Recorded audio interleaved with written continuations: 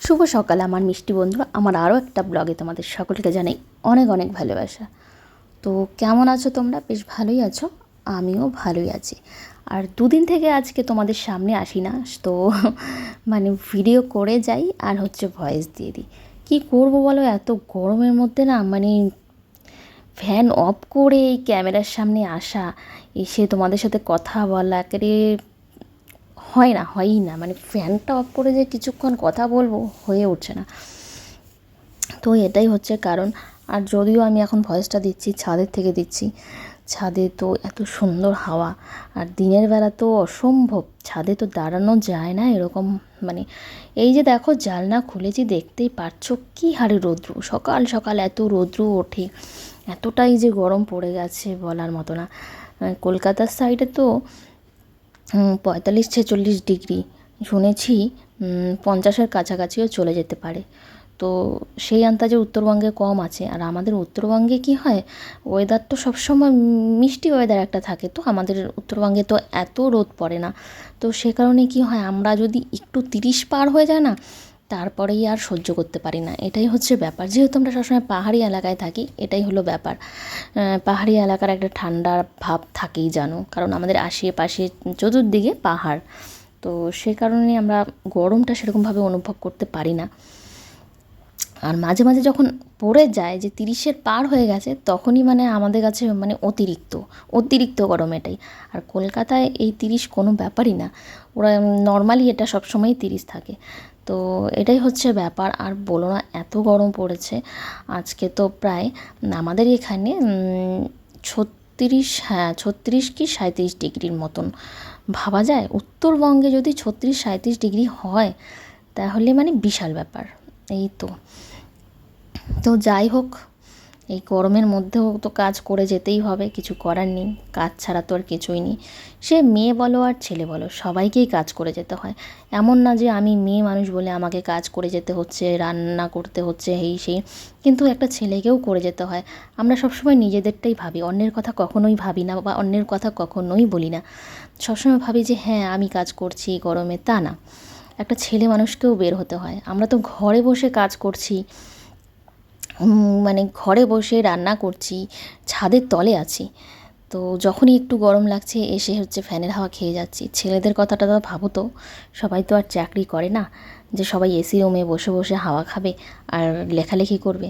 কিছু কিছু বাবারা আছে যাদেরকে ফেরি করতে হয়, কেউ আছে লেবারি করে, কেউ আছে রিক্সা চালায়, কেউ আছে ফুটপাতে বসে এসে করে, এটা সেটা বেচে। তো এটাই হচ্ছে ব্যাপার, এক একজনের কাজ এক এক রকম, সবাইকেই কাজ করেই খেতে হয়। তো যাই হোক, অনেক কথাই বললাম। তো এখানে দেখো ভাত বসিয়েছি, ডাল বসিয়েছি, আর এখানে কি সদ্য দিয়েছি বলে তো, পটল। পটল দিয়ে আজকে পটলের পুর করব। খুবই সুস্বাদু একটা খাবার, যারা খেয়েছো তারা অবশ্যই জানো, আর যারা খাওনি তো তাদের জন্য আজকে এটা শেয়ার করব একটুখানি। এই যে দেখো পটলগুলো সিদ্ধ করে নিয়েছি। আর কি করেছি বলো তো, এখানে মশলা করে নিচ্ছি। মশলাতে দিয়েছি আদা রসুন, আদাটা ব্যবহার করিনি, সরি, রসুন দিয়েছি, আর জিরার গুঁড়ো, ধনে গুঁড়ো, লঙ্কা আছে, আর পেঁয়াজ কুচি কুচি করে কেটে নিয়েছি। এই যে দেখো মশলাটা ভেজেও নিয়েছি। আর যে যে পটলের থেকে যে বিচিগুলো বের হয়েছিল, ওই পটলের বিচিগুলো সব একসাথে মিক্সিতে বেটে নিয়েছি। বেটে নিয়ে পেঁয়াজগুলো ভাজা ভাজা করে সব মশলা দিয়ে দিয়েছি, আন্দাজ মতো লবণ নুন টুন সব কিছু দিয়ে, হলুদ দিয়ে। আর দেখো এখন এই পুরগুলোকে এটার মধ্যে ভেজে দেব, ভরে দেব, ভরে ভেজে দিলেই ব্যাস হয়ে যাবে। এটা খেতে এতটা সুস্বাদু না, বলার মতো না, মাছ মাংস কিচ্ছু লাগবে না। অনেক সময় হয় না যে আমাদের মাছ খেতে খেতে আর ভালো লাগে না, যে না আজকে একটু অন্যরকম খাওয়া খেলে কীরকম হয়। তো তখন কিন্তু তোমরা এটা বানিয়ে নিতেই পারো, মাছের থেকে ভালো খাবে, এটা আমি গ্যারেন্টি দিয়ে বলতে পারি যে মাছের থেকে ভালো খাবে। তো পটলই সবগুলো করেছি। মা আবার করলা খেতে ভালোবাসে, তো বলছে করলা আমার জন্য একটা করে দাও, তো মার জন্য খালি একটা করলা আর কি।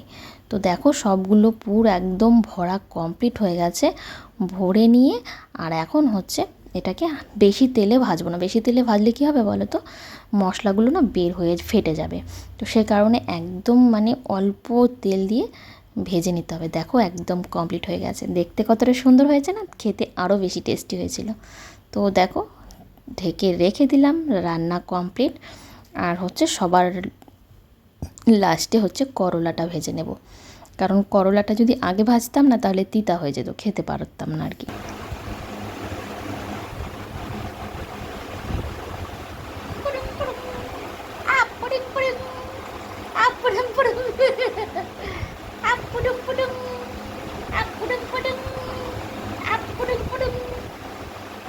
বাবিন বাবিন আচ্ছনা বাবিন আচ্ছনা বাবিন কই এই যে জনা বাবিন এই যে জনা বাবিন আয় আয় আয় আয় আর জনা বাবিন আয় আয় আয় সারাদিন আর তোমাদের সামনে আসতে পারিনি, আর খেয়ে দিয়ে একটু ঘুমিয়ে পড়েছিলাম। খাওয়াটা আজ বেশ ভালোই হয়েছিল, তোমাদের বললাম না যে পটলের পুর করেছি, আমার তো খুব ফেভারিট একটা আইটেম। তো খেয়ে দিয়ে জাস্ট একটু ঘুমিয়েছি। আর গরমের দিনে দেখবে শরীরটা কেন জানি ক্লান্ত হয়ে যায়, প্রচুর ঘুম পায় তখন। গরমের দিনে খুব ঘুম পায়, এদিকে এত গরম কিন্তু ঘুম, প্রচণ্ড ঘুম। তো যাই হোক, ঘুম থেকে উঠলাম 6টা বাজে। আর উঠে ঘরটার এই যে ঝাড় দিলাম, ঝাড় দিয়ে বাইরে কিছু কাপড় ছিল, কাপড় গুছিয়ে তো চলো একটু চুল টুল পরিষ্কার করে নিয়ে, চুল ঝেড়ে নিয়ে। আর দেখো এদিকে একদম সূর্য ডুবে গেছে, সূর্য মামা অন্ধকার হয়ে গেছে। আর হচ্ছে এখন চা করার টাইম।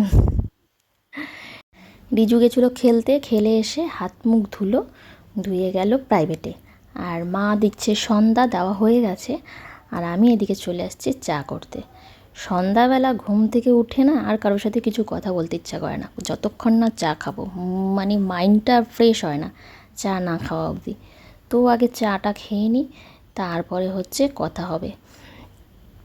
মানে বললাম না, গরমের জন্য না কথাও বলতে ইচ্ছা করে না, এরকম একটা ব্যাপার। এত গরম না, আসলে গরম সহ্যই করতে পারি না। শীতের দিনে মানে যতই ঠান্ডা পড়ুক সব কিছু গায়ে দিয়ে টিয়ে থাকা যায়, তো গরমটা অতিরিক্ত মানে সহ্যই করা যায় না। আর আমার ঘরে বিশ্বাস করবে না, মানে ঢুকলে মানে কি একটা আগুনের গোলার মধ্যে ঢুকে গেছি, এরকম একটা ভাব বের হয়। তো আমার ঘরে তো একদমই থাকাই যায় না, এরকম অবস্থা। তো তারপরেও চা খাওয়া ছাড়বো না। অনেকেই দেখি ফেসবুকে মেম বানায় যে এই গরমেও যারা চা খায় তাদেরকে স্যালুট। একদমই একদমই তাই। তো গরম ঠান্ডা বলে আমার কাছে কিছু নেই, চা তো খেতেই হবে, চা না খেলে মাথা ধরবে, তখন না আরও কারো কথা ভালো লাগবে না, আরও রাগ উঠবে। তো তার চেয়ে ভালো আমি চা খেয়ে নিই, গরম হোক আর ঠান্ডা, চা খেতেই হবে, তাই না? তো প্রথমে লাল চা করবো, লাল চা করে নামিয়ে নিয়ে তারপর একদম কড়া করে দুধ দিয়ে দুধ চা করবো। দুধ চা না খাওয়া অবধি আমার শান্তি নেই। এই যে দেখো লাল চা নামিয়ে নিয়েছি, আর এখন এই যে দুধ দিলাম, দিয়ে চাটাকে ভালো মতন ফোটাই। চাটা না না ফুটলে আবার দেখবি খেতে টেস্ট নেই। আমার আবার কী হয় বলো তো, কারো হাতে চা ভালো লাগে না, আমি নিজে হাতে চা করে খাবো, এটাই হচ্ছে মানে আমার কাছে। কোথাও গেলে আমি বলি কি বলো তো, এই আমি চা খাই না। কারণ আসলে সবার চা বা ওই চিনি দেওয়া, কেউ হচ্ছে বেশি দিয়ে দেয়, চায়ে চিনি যদি বেশি দেওয়া যায় না ভালো লাগে না, শরবত টাইপের হয়ে যায়। তো যে কোথাও যাই না কেন, আমি মানে নিজেদের আত্মীয়দের মধ্যে যেখানে গিয়ে মানে আমি নিজে করতে পারবো, তো সেই সব জায়গায় গিয়ে আমি নিজে হাতেই চা করে খাই। কারো হাতে চা আমার একটুকু ভালো লাগে না, এর জন্য আমি বাইরে চা খাই না। আর হ্যাঁ, দোকানদারদের যারা দোকানে বানায় যে তাদের চা কিন্তু আবার টেস্টি হয়, পুরো দুধ দিয়ে চিনিটা ওদের লেভেলে থাকে। তো এই হচ্ছে ব্যাপার। তো চলো, সারাদিন অনেক বক বক বক বক করি তোমাদের সামনে, তোমরাও হয়তো শুনতে শুনতে মাথা তোমাদের গরম হয়ে যায় গরমের মধ্যে। তো চলো আর বক বক করবো না, আমার চা রেডি। আর হচ্ছে আমি এখন চা খেয়ে নেব, চা খেয়ে তারপরে একটু শান্তি মতন বসে থাকবো। রিজু গেছে প্রাইভেটে, তো পড়ানো তো নেই।